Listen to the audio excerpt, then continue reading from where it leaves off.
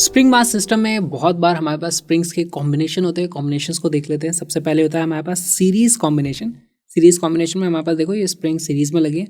इसको मैं इस तरफ खींचता हूँ तो ये अगर मान लो मैंने इसको एक्स अमाउंट खींचा है तो ये थोड़ा सा खींचेगी, थोड़ा सा ही खींचेगी, दोनों का जो एक्सटेंशन है वो ऐड होकर के एक्स के बराबर बनता है।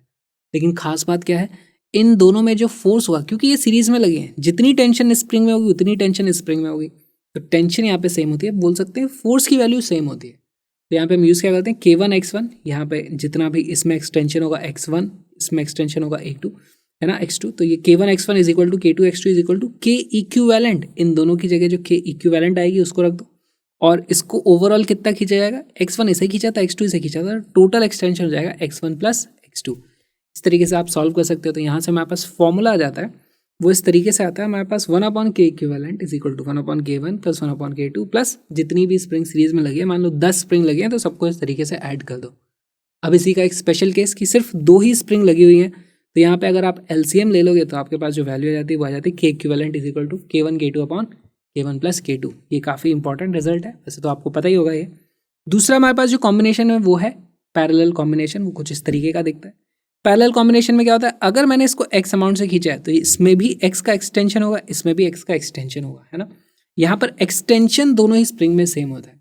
अच्छा, इसमें इस तरफ एक्सटेंशन लगेगा, इस तरफ एक्सटेंशन लगेगा, तो दोनों में जो फोर्स लगेगा रिस्टोरिंग, वो कितना हो जाएगा, K1x प्लस K2x। दोनों को ऐड कर दोगे तो हमारे पास इस तरीके से फिर सिमिलरली सिंपल सा फॉर्मूला आ जाता है। K इक्विवेलेंट यहाँ पे डायरेक्टली ऐड हो जाता है, K1 प्लस K2। यहाँ पे मान लो तीसरी स्प्रिंग इस तरीके से लगा दी तो K3 यहाँ पे डायरेक्ट ऐड हो जाएगा।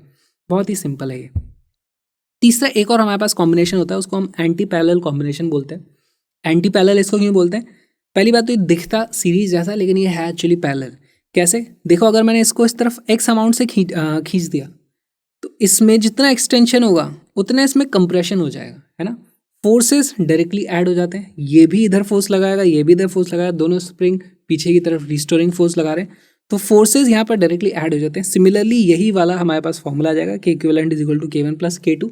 लेकिन यहाँ पे क्या था, अगर इसको मैं इस तरफ x अमाउंट डालता था तो ये भी स्ट्रेच होती थी, ये भी स्ट्रेच होती थी। यहाँ पे x अमाउंट इस तरफ मूव करता हूँ, एक तो स्ट्रेच होती है, दूसरी कंप्रेस हो जाती है, इसीलिए इसको एंटी पैरेलल बोलते हैं, नहीं तो फिर पैरेलल ही बोल देते। तो बहुत ही सिंपल से हमारे पास 3 तरीके के हैं। अब इन्हीं के बहुत सारे मिला जुला के बना दोगे तो बहुत सारे कॉम्बिनेशंस बन सकते हैं, लेकिन मोटा मोटी हमें ये पता होना चाहिए।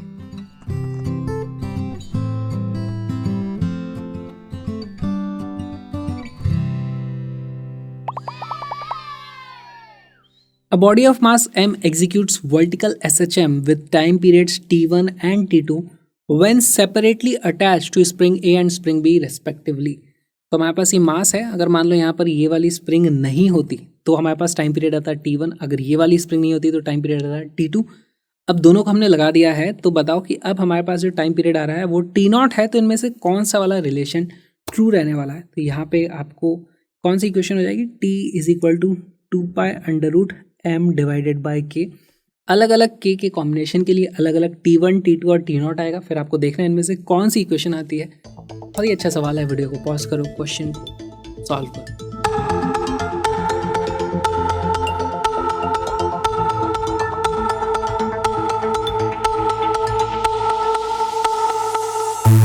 इसका करेक्ट आंसर है ऑप्शन नंबर डी। अब ये समझ में नहीं आता कि इसको अप्रोच कैसे करें, राइट। तो देखो यहाँ पे आपको करना क्या है, हमें समझना ये पड़ेगा कि हमारे पास जो T1 है और T2 है और T0 है, उन सभी में जो चीज़ चेंज हो रही है, देखो मास तो वही है, K की वैल्यू अलग अलग हो गई है ना। पहले इसका K था, फिर इसका K था, फिर दोनों को मिला करके जो K था। तो यहाँ पर हम उस मिला करके जो K है उसका फॉर्मूला लिखते हैं। पहले तो हमारे पास मैं क्या लिख सकता हूँ, K equivalent is equal to K1 plus K2। हमारे पास ये हो जाएगा इस तरीके के कॉम्बिनेशन में। ऑलराइट, यहाँ पर अगर ये मेरे पास फॉर्मूला है तो इसी फॉर्मूले से देखो मैं क्या लिख सकता हूँ, इससे मैं लिख सकता हूँ K इज इक्वल टू, पहले तो इसका आप स्क्वायर कर दो, K is equal to 4π² m square upon T square. Sorry, m square नहीं होगा, सिर्फ m होगा, राइट। तो यहाँ पर इस तरीके से मेरे पास ये फॉर्मूला आ जाता है।